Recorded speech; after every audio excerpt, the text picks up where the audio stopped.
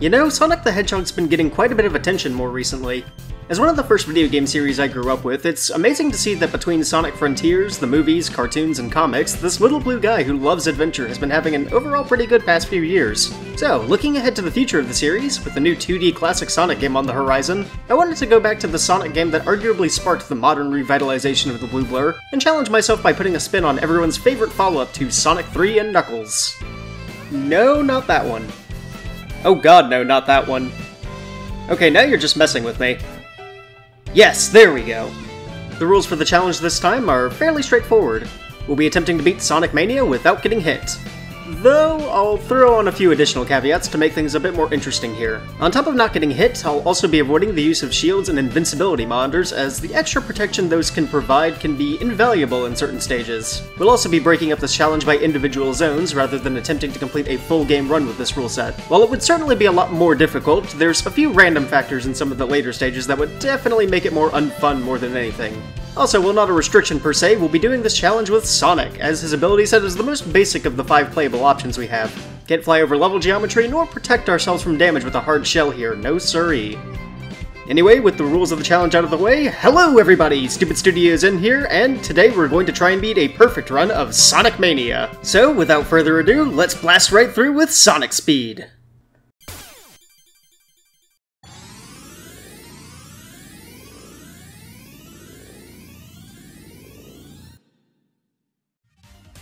Unsurprisingly, our first stop of the challenge is Green Hill Zone.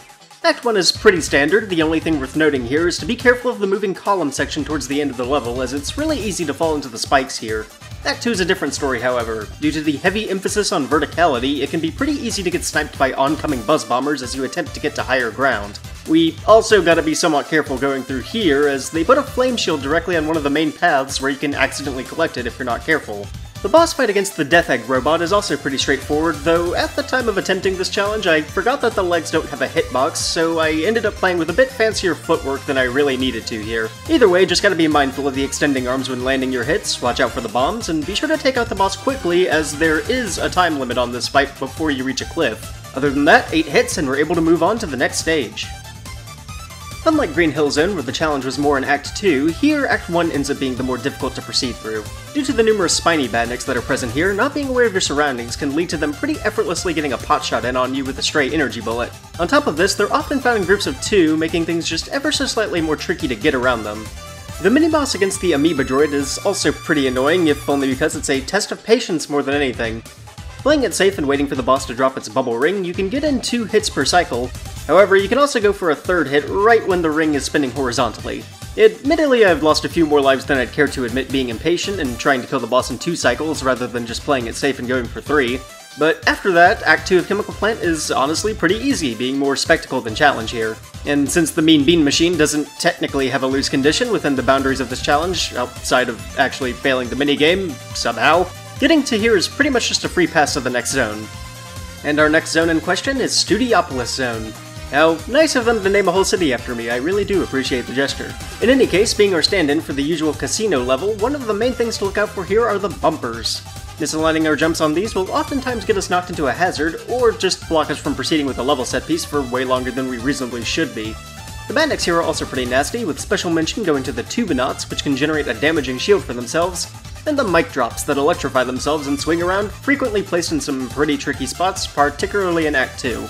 As for the bosses here, the first of the hard-boiled heavies, Heavy Gunner, is another waiting game for us, as we're just jumping over his missiles until the blue ones show up, which we can bounce back at him to deal damage. The only thing of note here is that the elevation of the pathways can curve in spots, so it's important to be careful when jumping so that our trajectory doesn't land us on a red missile. And the Act 2 boss against Robotnik's Weather Globe is honestly pretty simple. It'll switch between 3 different weather forecasts at random, and depending on which one we get, we can potentially have an easier time hitting the boss, with Sunny letting us deal the most damage. Otherwise, all of the attacks here are easy to dodge and incredibly telegraphed, as you can imagine from them being literally forecasted to us. So while Studiopolis Zone is definitely an increase in difficulty from the previous 2 stages, it's nothing too crazy just yet. And while Flying Battery Zone is somewhat more challenging, once you get past the many gotcha traps littered about the main path and the abundance of electric shields the stage loves to give out, there's really no points of interest to bring up here. However, if it's a difficulty increase we want, we only have to look 1 zone ahead, as we'll find it in none other than Press Garden Zone. To me, Press Garden is kind of insane, as parts of Act 1 feel like they were ripped straight from a classic Mega Man game, with the emphasis on platforming challenges, and hell, even the infamous reappearing, disappearing blocks make an appearance in this level. Getting through Act 1 unscathed really feels like a mastery of your platforming skills, all the while dodging some pretty tricky enemy types like the Dragonfly and Juggle Saw badniks. Act 2, on the other hand, is definitely more of a raw test of reflexes, as while we're avoiding the enemies mentioned before, we also have to contend with Ninja Star dispensers as well as Woodpecker badniks that can drop bombs. Oh, and many cases of being turned into a hedge sickle here. Just gotta be careful that we don't slide into items or hazards while frozen. As for the main boss, the Heavy Shinobi is honestly one of my favorites in the game from a mechanical perspective, while also being the most challenging so far. The gimmick with this fight is that they're only vulnerable to attacks when jumping, otherwise if you get too close the boss will freeze you in a block of ice which won't damage you but will push you back until you decide to break free. While jumping, they're also able to throw a few Asteron badniks as Ninja Stars, which will explode into a starburst of projectiles after a set amount of time. This would be pretty tricky to avoid as the number of stars thrown increases as the fight progresses, however the boss only throws them if there aren't any present on stage already, and Sonic can destroy them when they're grounded. So we just need to take care of the Asterons, making sure to leave at least one alive per round, intercept the Heavy Shinobi's jumps, and hit him 8 times for us to cut our foe down and move on to the next zone. And Stardust Speedway is one of the trickier levels we'll encounter. Since we're being launched around pretty frequently by dash pads and spring launchers, it can be pretty easy to find ourselves moments away from being hit by a spike ball or dongo badnik wherever we land. The Firefly badniks can also be a nuisance to deal with. They hover a set distance away from us, charging a laser, and after a bit of time has passed, they'll stop to fire it at the ground in front of Sonic. Usually we can just run past them, but if we're not going fast enough or if the path changes in elevation as we're moving, these guys will be pretty quick to get us. However, as anticipated, the fight against Metal Sonic is the highlight of the zone, and yeah, he's pretty easy. And I can confidently say that for both versions of the fight, as funny enough, I attempted a no-hit challenge like this back in early 2018, and was able to fight pre-update Metal Sonic under a similar rule set. In either case, the first phase with the Silver Sonic generator can be handled by knocking them into metal with a spin dash. No need to go overkill, as one rev gives us just the right amount of force to send a Silver Sonic directly towards him. As for the second phase, both Metal Sonic and Metal Sonic Kai can be handled exactly the same way, being by drop dashing into the boss between whatever attack they throw out. So, without too much issue, we managed to overpower our Metal Doppelganger, and that marks the halfway point of the run. Before we move on to the next level though, since you've made it this far in the video, it's that time as always for me to just ask that if you're enjoying what you're watching so far, to leave the video a like and comment below to let me know your thoughts. Also, did you know that according to my YouTube analytics, only 32% of my subscribers have actually played video games? How is that even... In any case, if you somehow found this channel through conventional means, or just content with being along for the ride, consider hitting that subscribe button. Anyway, on with the show! So then, next on the list, we're moving on to High Zone. Yeah, not touching that debate with a 10-foot pole. Anyway, the main threat of the stage is not the abundance of water, but rather the many different ways this level can impale you. We of course have the stationary spikes that we've seen throughout the majority of the game, but also lances that poke out of the ground at regular intervals a la Labyrinth Zone, and the Turbo Spiker Badnik. These guys have a tendency to be placed right on the path you're running on, and when you get close, they run away, firing their back spike diagonally. Conveniently, this is at the perfect trajectory for you to jump right into the spike. So if you see the enemy coming up and that neuron in your monkey brain fires telling you jump to avoid it, there is no escape. Anyway, with the boss of the level explained, what the game thinks is the real boss is pretty easy. Just navigate the water chase sequence for Phase 1, and then a repeat of the mid-boss from the original zone in Sonic 3. Jokes aside, the second half of the fight can be a bit stressful. Since the boss can swiftly come down from either side of the screen without telegraph, it's a split-second decision to turn away and spin dash to avoid it. Being at the tail end of the level, it's all the more likely your hand will slip up here, but with good reflexes, we should be able to leave Underwater Metropolitan Zone without a scratch. So, out of the water and into the desert, we set a course for Mirage Saloon Zone, which probably has one of the most painful first acts in the game, not because it's particularly difficult, but just because it's an auto-scroller. If lack of patience doesn't kill you here, the mini-boss has a good chance of doing so itself, primarily due to some hitbox shenanigans, what with it moving on the Z-axis. Act 2 is otherwise pretty unremarkable, mostly just keeping an ear out for the Voltrons. No, not that one. Yes, those. While also being really good at pinball. Much like the Heavy Shinobi, the fight against Heavy Magician is honestly pretty fun though. She'll randomly transform into one of the 3 hooligans, Fang, Bean, and Bark, and either fire a volley of port gun shots, throw bombs, or rain falling debris from the ceiling, respectively. After hitting them in their disguise, they'll transform back for a few seconds, allowing us to safely get a hit off them. Between the three, the bark transformation is arguably the most difficult to handle, as the random debris is coming down vertically, while they're able to deal damage from the front with their slamming fists. That said, some good RNG and careful weaving between projectiles, and we can ride off into the sunset, departing from Mirage Saloon. I'll touch on Oil Ocean Zone briefly, as the zone is fairly standard for this challenge with only a few things to mention here. Despite Flame Shield being banned, Act 2 wasn't really much of a hassle to deal with, just a matter of being diligent with pulling the switches to clear out the smog.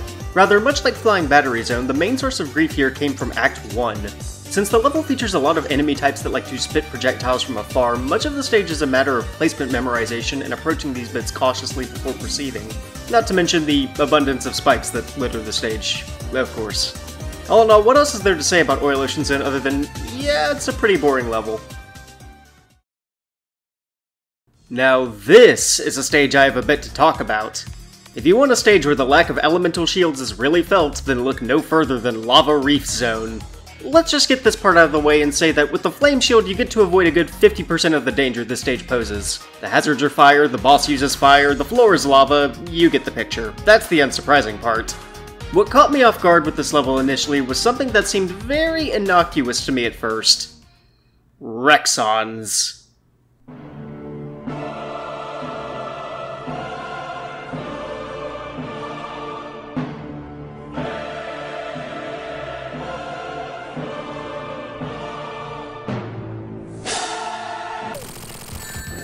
This eldritch abomination, masquerading as the distant cousin of Barney the dinosaur from hell, was the cause for a vast majority of run losses in this stage back in 2018.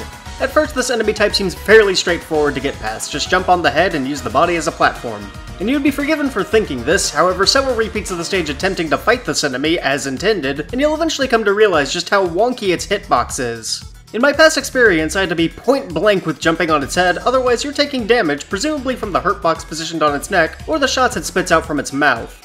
To add insult to injury, the platform it leaves behind on death is also incredibly small, meaning that even in death it can still somehow get you hit. This thing gave me such a level of grief and anguish back when I was doing attempts of this stage that I changed my profile picture on Discord at the time to a screenshot of him out of spite. So of course, remembering that this enemy was best avoided where possible, as I was working on my recent attempts of Lava Reef, I learned just about every way to avoid them along the main route, often by means of making blind spin dash jumps over lava where possible. This alone drastically increased my survivability in this stage. Needless to say, I took great joy in the section of Act 2 where you crushed them under giant metal boots. However, the stage had a few more tricks up its sleeve still. Along with the fire spitters, which were another kind of pain to deal with, the bosses of this level also managed to be complete and utter agony. The Drilleroid in Act 1 acts much like the bark phase of Heavy Magician, however here it's the only phase of the fight. This means you're required to dodge several rounds of fast-falling RNG rocks from the ceiling as you try to damage the boss. I'll say it right here, this boss caused me the most deaths in the run out of any other boss in the game by a long shot. Act 2's boss fight against Heavy Rider is also a headache and a half to deal with. They'll make the rounds from one side of the arena to the other, flailing around a giant ball and chain as they go. Since you have to hit the rider directly, this means either jumping at her from a low point or jumping high and trying to hit them from their head. Personally, I prefer the former option since it's easier to time the ball and chain swinging behind the boss and quickly get in a hit right as it does. But you're risking a spiky ball to the face one way or the other. Otherwise, their other attacks where they use the fire shooters and dash at you are pretty telegraphed to avoid, the latter being a decent opportunity to hit the boss as well. That said, apart from the final boss, this was the only one I had to actively practice outside of my attempts of the level, so there's definitely a high mark of difficulty with this fight to be wary of.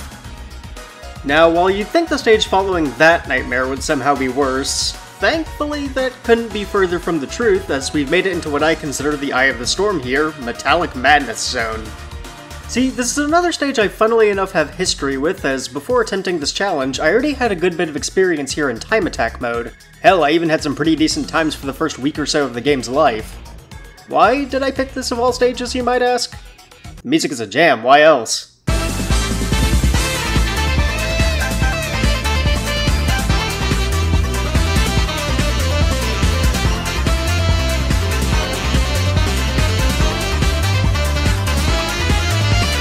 Anyway, because of that pre-existing experience, it's not surprising that I only had marginally more trouble with this stage than I did Green Hill Zone, the literal first level of the game. But I know you're not watching to hear about how easy this challenge was for me to blaze through. that wouldn't make for interesting content. No, you're here to hear stories of my suffering. Well, first off, I appreciate you guys listening to my ramblings at the very least. But second, of course, not long after Metallic Madness came and went, we make it to our final main destination for this run. Titanic Monarch Zone. To put it bluntly, if you thought Lava Reef was a pain in the ass, this level is a major pain in the ass. I brought attention to the spikes in some levels being more obnoxious than others, but here it's more than apparent the devs went a bit overkill with their placement. Between the electricity generators contending with the physics of Sonic 3's bonus stage gimmicks making their return here, and the really tight platforming challenges that are at every corner, avoiding getting hit here was like trying to dodge rain in a thunderstorm.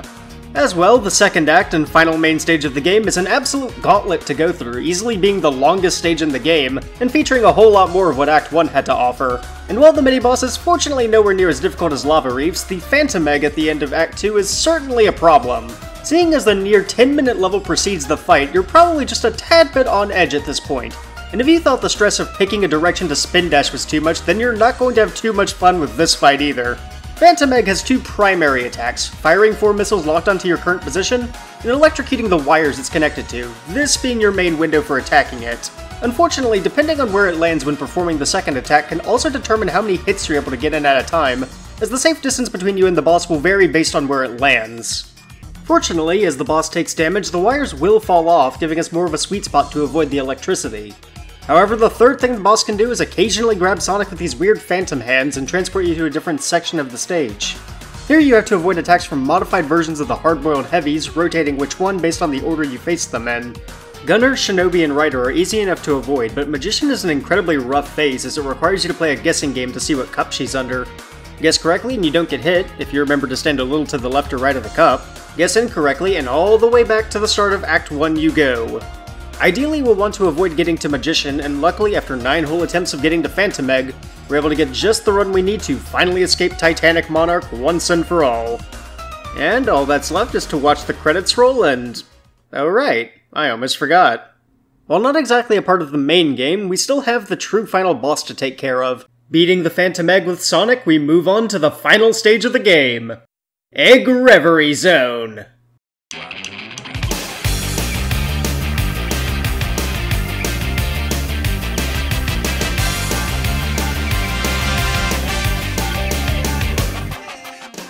In place of the shields being banned, we won't be making use of Supersonic's dash attack, seeing as that actually drains rings. Otherwise, the fight against both Eggman and the Heavy King is a fairly straightforward one, making for a nice victory lap of sorts. You're basically just waiting for the bosses to finish their attacks before going in and gently booping them with your golden noggin. Heavy King's projectiles are telegraphed in that you see them physically removed from his energy shield as he tosses them, and Eggman always throws 5 punches before giving you a window to hit in. So, after giving both bosses many love taps with Super Sonic, the game is finally completed. We get to watch classic Sonic vanish off into an adventure infinitely worse than what Lava Reef Zone had to offer, and I can say that yes, it is entirely possible to beat every single stage in Sonic Mania, no damage, and with no items. And yeah, that was definitely an entertaining challenge to attempt, at least ignoring the parts where my thumb started to go numb hitting the restart button. Oh, also, if you want to watch the full runs of each level without me skipping around to all the interesting parts, you can find them over on my Stream Archive channel around the time this video goes live. Check them out if you're interested. That all said, thank you for watching the video. I'm not entirely sure what I plan on doing next. I have a few ideas, some not all challenge videos, but I need to see what exactly sticks with me first before I commit to it. Definitely been seeing a lot of requests for certain games to be covered though, and those are for sure on the list. Y'all just have to wait and see what's next though. Until then, this has been Stupid Studios In, signing out. Ciao.